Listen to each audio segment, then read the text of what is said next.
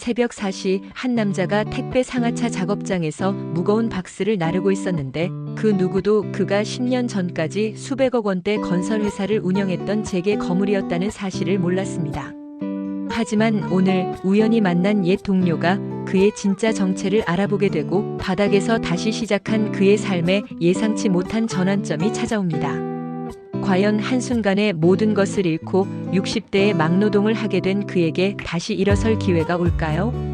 이런 파란만장한 인생 역전 이야기를 놓치고 싶지 않으시다면 구독과 좋아요 버튼을 꾹 눌러주세요. 강태준은 오늘도 새벽 4시에 경기도 외곽물류센터에서 하루를 시작합니다. 63세인 그는 지난 8년간 이곳에서 택배 상하차 일을 하며 하루하루를 버텨왔습니다.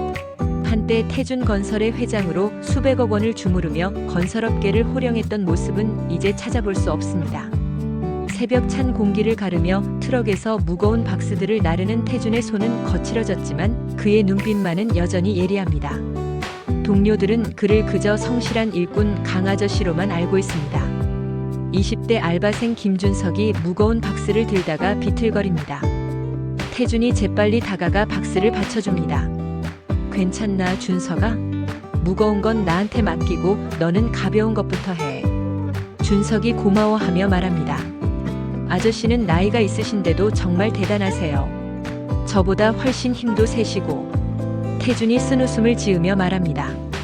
나이 먹는다고 다 약해지는 건 아니야. 몸을 계속 써야 오히려 건강하지. 하지만 그의 마음속에는 복잡한 감정이 교차합니다. 한때 수백 명의 직원을 거느렸던 자신이 이제는 20대 아이들과 어깨를 나란히 하며 육체 노동을 하고 있다는 현실이 때로는 서글프기도 합니다. 점심시간이 되자 태준은 혼자 구내식당 한쪽에 앉아 도시락을 먹습니다. 다른 동료들과는 거리를 두고 지내는 편입니다. 너무 가까워지면 자신의 과거가 드러날까 두려웠기 때문입니다. 그때 식당 입구로 정장을 깔끔하게 차려입은 50대 남성이 들어옵니다. 물류센터 사장과 함께 시설을 둘러보는 중인 모양입니다. 태준은 고개를 숙여 그들을 피해가려 합니다. 하지만 그 정장 남성의 시선이 태준에게 머뭅니다. 그는 몇 초간 태준을 유심히 바라보더니 놀란 표정을 짓습니다. 잠깐만. 혹시... 정장 남성이 조심스럽게 태준에게 다가옵니다. 태준의 몸이 순간 긴장됩니다. 혹시 태준건설 강태준 회장님 아니신가요? 태준의 얼굴이 굳어집니다. 그 남성은 이현철 10년 전 자신의 회사와 거래를 했던 중견 건설사 사장이었습니다. 주변 직원들의 시선이 일제히 태준에게 집중됩니다. 태준은 잠시 망설이다가 조용히 고개를 끄덕입니다. 오랜만이네요, 현철 씨. 현철이 믿을 수 없다는 표정으로 말합니다. 정말 회장님이시군요. 어떻게 이런 곳에서? 태준이 쓰게 웃으며 말합니다. 보다시피 이제 그냥 강아저씨야. 회장은 옛날 얘기고. 현철이 당황스러워하며 말합니다.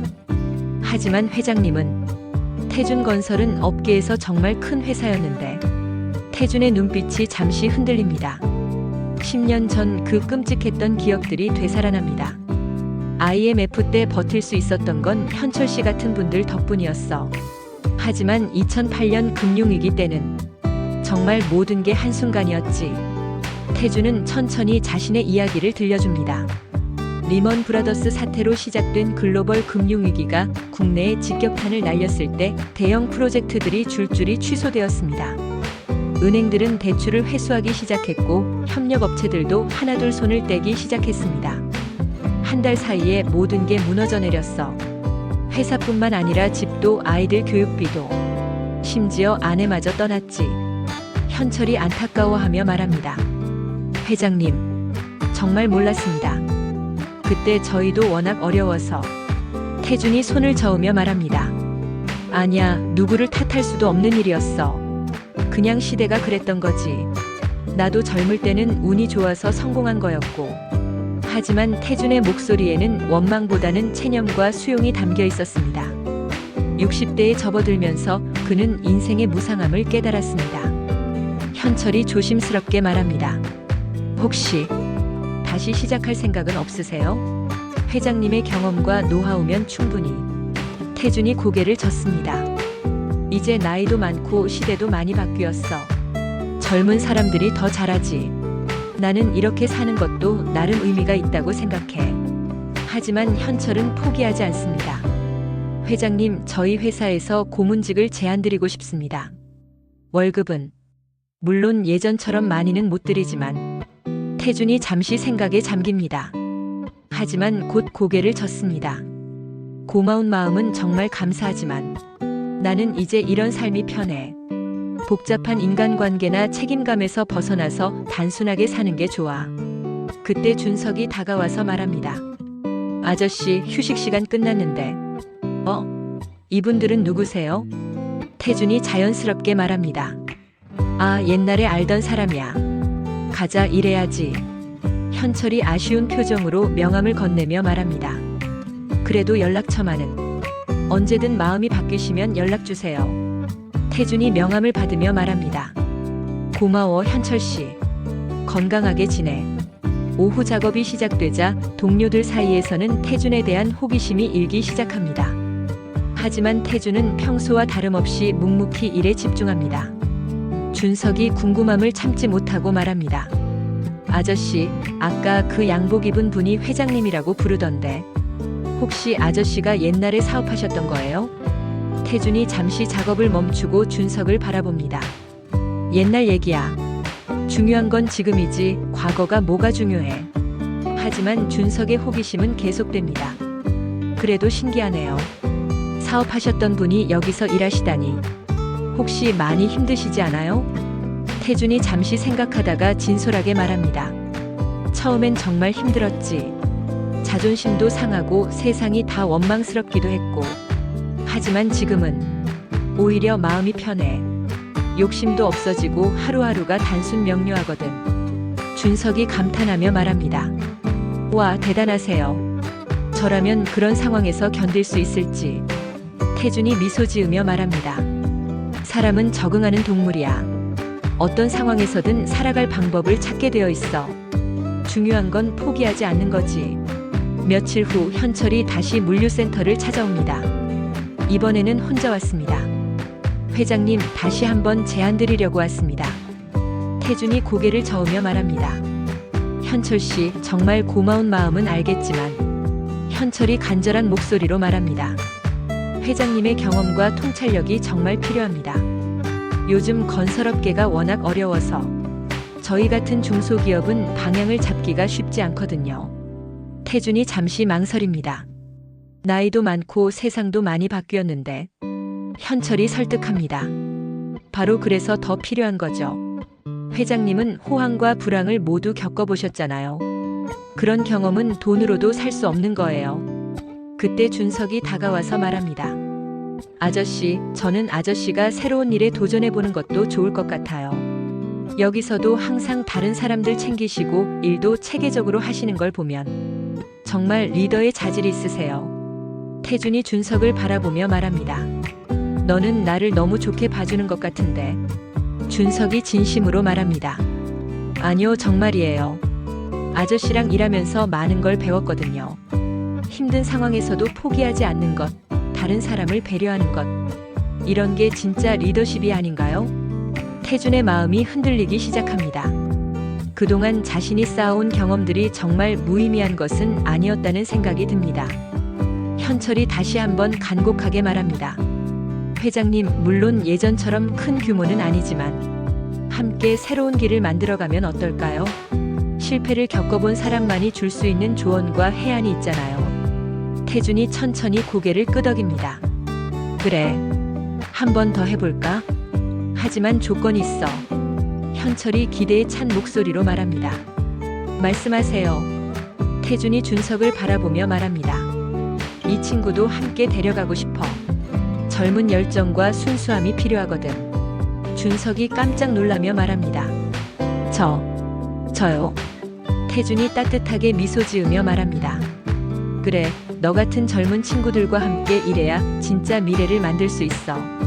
몇 달 후 태준은 현철의 회사에서 고문으로 일하기 시작합니다. 처음에는 어색했지만 그의 풍부한 경험과 실패에서 얻은 교훈들이 회사에 큰 도움이 됩니다.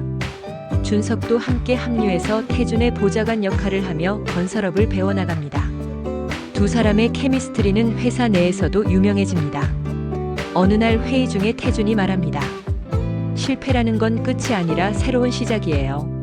저도 모든 걸 잃었다고 생각했지만 그 경험이 지금 더 단단한 기반이 되어주고 있거든요.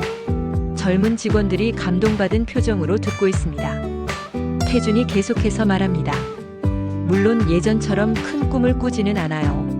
하지만 작더라도 의미 있는 일, 사람들에게 도움이 되는 일을 하면서 살고 싶어요. 그게 진짜 성공 아닐까요? 회의가 끝나고 준석이 태준에게 말합니다. 아저씨, 정말 멋있어요. 나이 드신 분이 이렇게 다시 도전하는 모습이. 태준이 준석의 어깨에 손을 올리며 말합니다. 준석아, 나이는 숫자일 뿐이야. 중요한 건 마음이지. 그리고 나 혼자서는 못했을 거야. 너 같은 젊은 친구들이 있어서 가능한 일이지. 1년 후 태준이 고문으로 있는 회사는 중소기업으로서는 보기 드물게 안정적인 성장을 이뤄냅니다. 태준의 신중한 판단력과 준석의 젊은 아이디어가 결합되어 새로운 시너지를 만들어낸 것입니다. 어느 저녁 태준은 혼자 사무실에서 창밖을 바라봅니다. 한때 모든 것을 잃고 절망했던 자신이 다시 이런 자리에 있게 될 줄은 꿈에도 몰랐습니다. 준석이 문을 두드리며 들어옵니다. 아저씨, 집에 안 가세요? 태준이 미소 지으며 말합니다. 곧 가려고. 너는 왜 아직 있어? 준석이 장난스럽게 말합니다. 아저씨가 집에 가셔야 제가 가죠. 보좌관이잖아요. 두 사람이 함께 웃습니다. 태준이 진심으로 말합니다. 준석아, 정말 고마워. 너 덕분에 나도 다시 살 용기를 얻었어. 준석이 고개를 저으며 말합니다. 무슨 말씀이세요? 아저씨가 저에게 인생을 가르쳐 주신 거죠. 힘든 상황에서도 포기하지 않는 법, 다른 사람을 배려하는 법. 이런 걸 어디서 배울 수 있겠어요? 태준이 창밖의 야경을 바라보며 말합니다. 인생은 정말 예측할 수 없는 것 같아. 물류센터에서 박스 나르던 내가 다시 이런 자리에 앉을 줄이야. 준석이 감동받은 목소리로 말합니다. 그래서 더 멋있는 것 같아요. 진짜 강한 사람은 쓰러져도 다시 일어나는 사람이잖아요. 태준이 고개를 끄덕이며 말합니다. 맞아, 중요한 건 다시 일어나는 거지. 그리고 그 과정에서 만나는 사람들. 너 같은 친구들이 진짜 보물이야. 회사 불빛들이 하나둘 꺼지고 도시의 밤이 깊어갑니다. 하지만 태준의 마음은 그 어느 때보다 따뜻했습니다. 한때 모든 것을 잃었다고 생각했지만 오히려 더 소중한 것들을 얻게 된 것입니다. 진정한 성공이란 넘어지지 않는 것이 아니라 넘어져도 다시 일어서는 것이고 그 과정에서 만나는 사람들과 함께 나누는 따뜻함이야말로 인생의 진짜 보물이라는 것을 깨달은 태준. 그의 두 번째 인생은 이제 막 시작되었습니다.